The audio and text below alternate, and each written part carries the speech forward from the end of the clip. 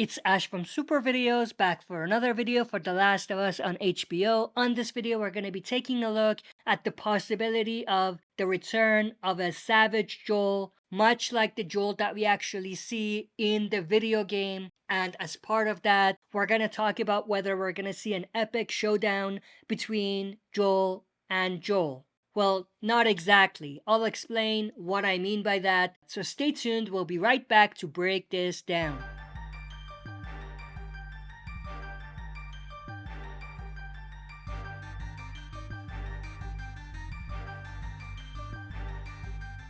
Alright, as always, before we dive into it, smash the like button, subscribe to join our community, and press the bell to be notified when I upload on the channel. With that said, let's dive right into it. So of course we know that in this next episode, we're gonna get introduced to David and his group, and looking at the video game source material, we know that there's a pretty interesting and awesome storyline lined up when we get into this part of the story, and if they stay true to it, and if they do it justice, then we're gonna see plenty of action, plenty of unexpected moments, and plenty of badass moments from both Ellie and Joel. But as part of that, in the video game, we meet one of the people that's closer to David from his crew. His name is James, and in the TV adaptation, James will be portrayed by Troy Baker, who we see here. For those of you that don't know, Troy Baker is the voice actor for Joel in the video game. So that's cool, and it might get even cooler. So keep that in mind. But we're going to talk about how big is James's role going to be. Now, in the video game, James's role was very small, and he was practically non-existent in the story. And to be honest, I found out after doing some research who James even was. They're going to change that a little bit, and it seems like they're going to have more focus on James. In the trailer or preview, we do see James kind of being very vocal, talking to David about the fact that he doesn't think it's a good idea for Ellie to join their group. He says that she's just another mouth to feed. Now, in the game, I don't remember that kind of bold conflict between David and his men, but it seems like in the TV show we're gonna get a little bit of that. And the question of why they're doing that could be because of the person that's portraying James. Because Troy Baker is portraying James, they might have thought to themselves, it's a good idea to expand his role, and it might be a good idea to do something very interesting that does the same thing as the game in a way, but at the same time, it's cooler and it's more satisfying in a way. It's a cool Easter egg, and it's a fun way to bring everything together and make fans happy. Now, we obviously know they're gonna follow the video game story as far as David's story is concerned. They might be changing things slightly here and there, but overall, it's gonna be the same. We've seen tons of shots in the previous trailers and teasers that they've released showing that there is gonna be conflict between David and Ellie. There's gonna be some back and forth. There's gonna be some sort of a fight between them. We even see this shot where David practically tries to scare Ellie with the butcher knife. One thing that you probably need to focus on is Ellie here. You see she has blood on her face, so she's injured. And we'll see another shot that was in the trailers later in the video, which shows Ellie clearly with blood on her face. So we're going to talk about how these things are going to come together. But before we get there, let's talk a little bit about the video game. In the video game, we had this pretty fantastic back and forth between David's men and Joel. After Joel was able to recover, he found out that Ellie wasn't around, so he went looking for her. And through doing that, he found out that she's in trouble, and he was able to find a few of David's guys, two of whom we see here. And then what he practically did is he beat one of them while tying the other one up, and then he went to the other guy and practically tortured him and basically gave him a map and told him to mark on the map where Ellie is. And he did something very clever and said it better be the same exact spot your buddy points to. So he pretty much did the same thing to his buddy, and he's just basically cross-checking and making sure that they're not lying. If they both point to the same spot, they're probably telling the truth. So this was a pretty clever and interesting tactic that Joel used with the map to get what he wants.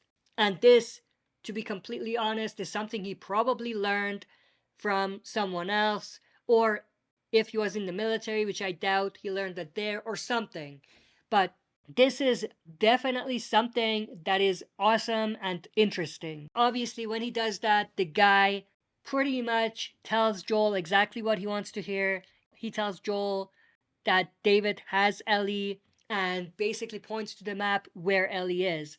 And then at that point, when Joel gets the response he's looking for, he goes back to the first guy, and then he basically beats him to death with a pipe.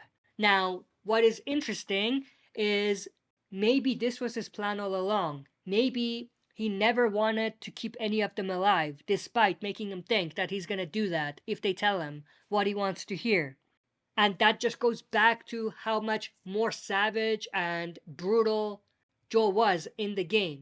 Something that we definitely don't see. I mean, if we're being honest, Joel is soft compared to his video game counterpart. He's more vulnerable and he is not as brutal and savage.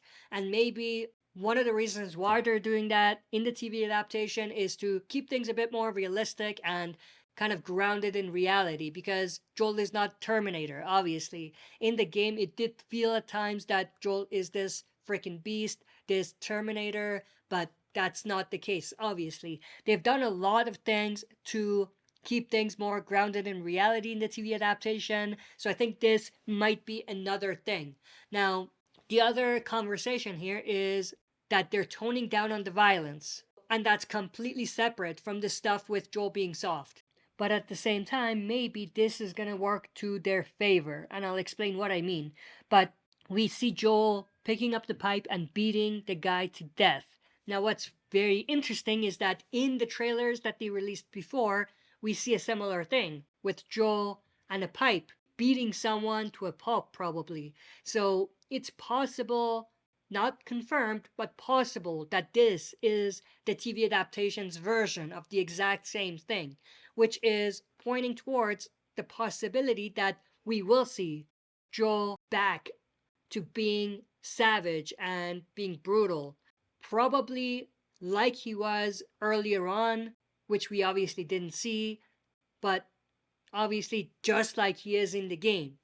So even though we haven't really seen the brutal, savage Joel until now, we might finally get the brutal, savage Joel when it comes to the story with him dealing with David's group, and also later on when he deals with the Fireflies situation, which I'm not gonna get into in this video. But what I'm trying to get at is maybe they'll tone up on the violence and on keeping things closer to the video game, just to really highlight Joel's brutality and his savageness.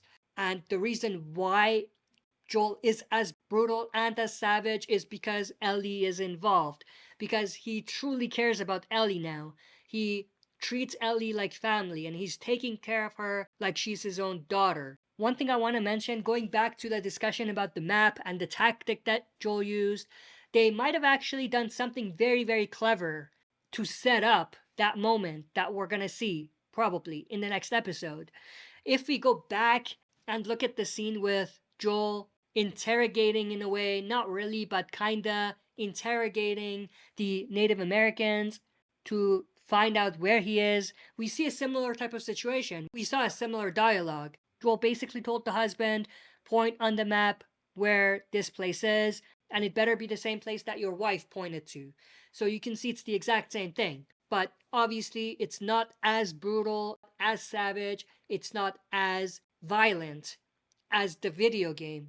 Now, that doesn't mean they're gonna skip the video game. Hopefully. Hopefully, this is just set up for when we actually get to the scene with Joel doing the exact same thing to David's men, but in a way more violent way. So if they are doing it as setup, I absolutely love it, and I think that it really, really makes it even better as far as really highlighting Joel's savageness and how much he's kind of changed. Now, from the previews that they've previously released, we know Joel does find Ellie again. We see a scene with Joel being very concerned, looking at Ellie, and we see Ellie here.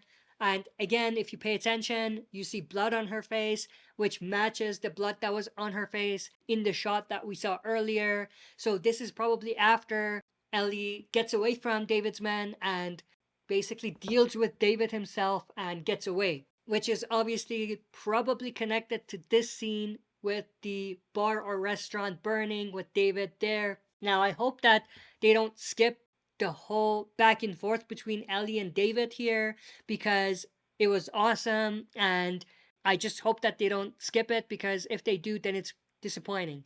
I'll probably do a separate video on that later if I get the time, but if not, I'll give you a short version of that here. It's possible that they might just have Ellie somehow injure David and get away while the building is burning, instead of actually doing the exact same as the game and having Ellie really go for it. I'm not gonna dive deeper into that, but if you've played the game, you know what I'm talking about. But with that said, let's talk about the last piece of the puzzle. So where does James come in to play here? How is James gonna play a big role?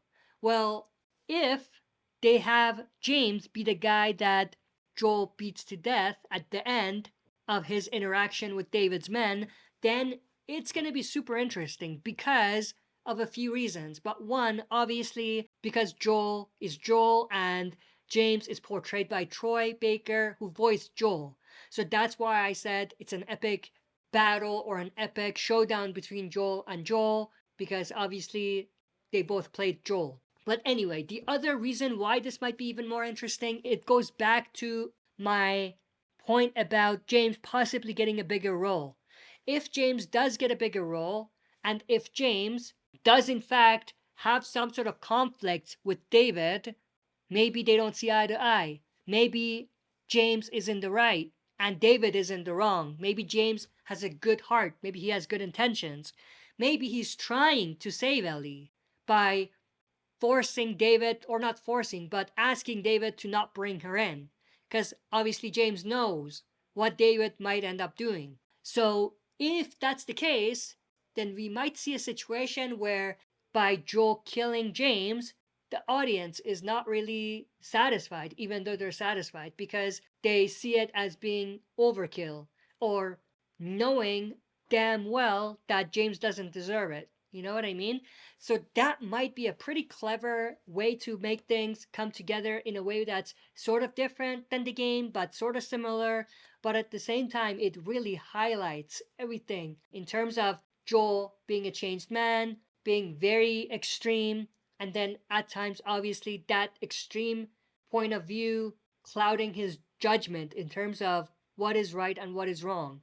And obviously, at the same time, we get the James Joel scene, just like the game, even though I don't think that was James in the game, but it's the same type of thing. And obviously, we see a pretty awesome interaction between Pedro Pascal and Troy Baker, who both played Joel in one medium. And who knows, they might even drag that out. They might drag that last scene between them to a point where there's some more dialogue and some more back and forth to make it even more impactful and interesting.